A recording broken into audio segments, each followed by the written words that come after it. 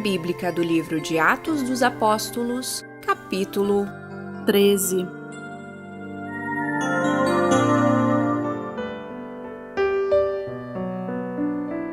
Na igreja de Antioquia havia profetas e mestres: Barnabé, Simeão, chamado Níger, Lúcio de Cirene, Manaém, que fora criado com Herodes o tetrarca, e Saulo.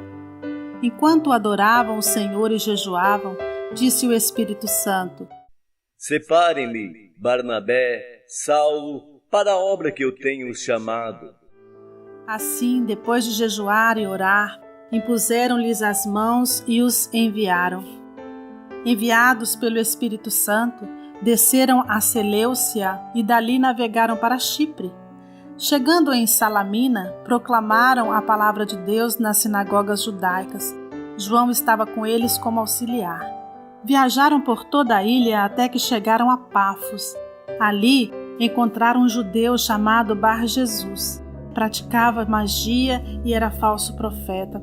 Ele era assessor do procônsul Sérgio Paulo. O procônsul, sendo homem culto, mandou chamar Barnabé e Saulo porque queria ouvir a palavra de Deus. Mas Elimas, o mágico, esse é o significado do seu nome, opôs-se a eles e tentava desviar da fé o procônsul. Então Saulo, também chamado Paulo, cheio do Espírito Santo, olhou firmemente para Elimas e disse: Filho do diabo e inimigo de tudo que é justo, você está cheio de toda espécie de engano e maldade. Quando é que vai parar de perverter os retos caminhos do Senhor?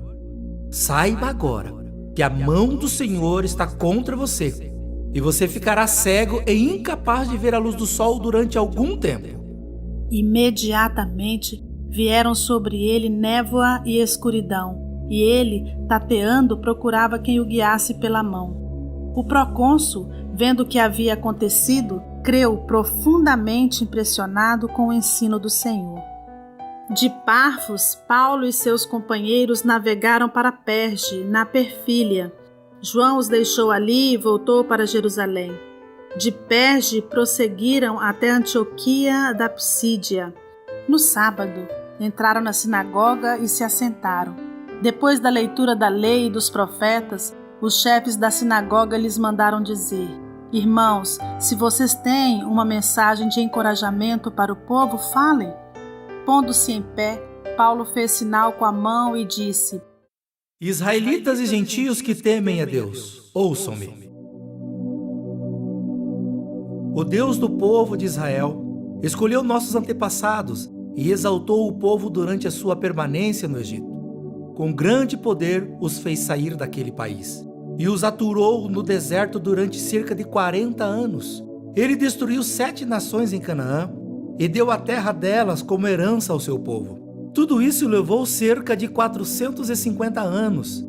Depois disso, ele lhes deu juízes até o tempo do profeta Samuel. Então o povo pediu um rei, e Deus lhe deu Saul, filho de Quis, da tribo de Benjamim, que reinou 40 anos.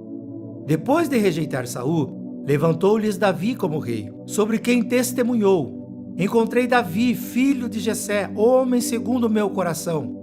Ele fará tudo o que for da minha vontade. Da descendência desse homem, Deus trouxe a Israel o Salvador Jesus, como prometera. Antes da vinda de Jesus, João pregou um batismo de arrependimento para todo o povo de Israel.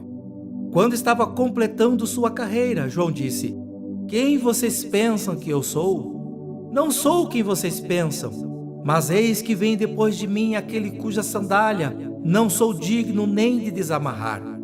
Irmãos, filhos de Abraão e gentios que temem a Deus, a nós foi enviada esta mensagem de salvação. O povo de Jerusalém e seus governantes não reconheceram Jesus, mas, ao condená-lo, cumpriram as palavras dos profetas que são lidas todos os sábados. Mesmo não achando motivo legal para uma sentença de morte, pediram a Pilatos que o mandassem executar. Tendo cumprido tudo o que estava escrito a respeito dele, tiraram-no do madeiro e o colocaram no sepulcro. Mas Deus o ressuscitou dos mortos e por muitos dias foi visto por aqueles que tinham ido com ele da Galiléia para Jerusalém. Eles agora são testemunha dele para o povo. Nós lhe anunciamos as boas novas. O que Deus prometeu a nossos antepassados, Ele cumpriu para nós, seus filhos, ressuscitando Jesus, como está escrito no Salmo 2. Tu és meu filho, eu hoje te gerei. O fato de que Deus o ressuscitou dos mortos, para que nunca entrasse em decomposição, é declarado nestas palavras: eu lhes dou as santas e fiéis bênçãos prometidas a Davi. Assim, ele diz noutra passagem: não permitirás que o teu santo sofra decomposição. Tendo, pois, Davi servido ao propósito de Deus em sua geração, adormeceu, foi sepultado com os seus antepassados e seu corpo se decompôs. Mas aquele a quem Deus ressuscitou não sofreu decomposição. Portanto, meus irmãos, quero que saibam que mediante Jesus lhes é proclamado o perdão dos pecados. Por meio dele, todo aquele que crê é justificado de todas as coisas das quais não podiam ser justificados pela lei de Moisés. Cuidem para que não lhes aconteça o que disseram os profetas. Olhem, escarnecedores, admirem-se e pereçam, pois nos dias de vocês farei algo que vocês jamais creriam se alguém lhes contasse. Quando Paulo e Barnabé estavam saindo da sinagoga, o povo os convidou a falar mais a respeito dessas coisas no sábado seguinte. Despedida a congregação, muitos dos judeus e estrangeiros piedosos convertidos ao judaísmo seguiram Paulo e Barnabé. Estes conversavam com eles, recomendando-lhes que continuassem na graça de Deus. No sábado seguinte, quase toda a cidade se reuniu para ouvir a palavra do Senhor. Quando os judeus viram a multidão, ficaram cheios de inveja e, blasfemando, contradiziam o que Paulo estava dizendo. Então Paulo e Barnabé lhes responderam corajosamente: Era necessário anunciar primeiro a vocês a palavra de Deus. Uma vez que a rejeitam e não se julgam dignos da vida eterna, agora nos voltamos para os gentios, pois assim o Senhor nos ordenou.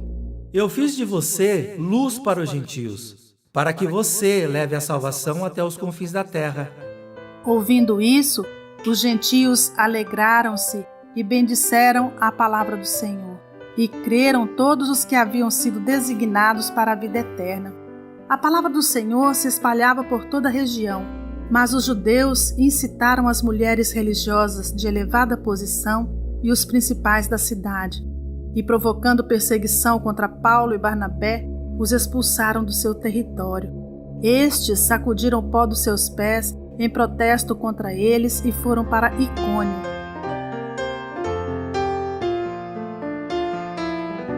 Os discípulos continuavam cheios de alegria e do Espírito Santo.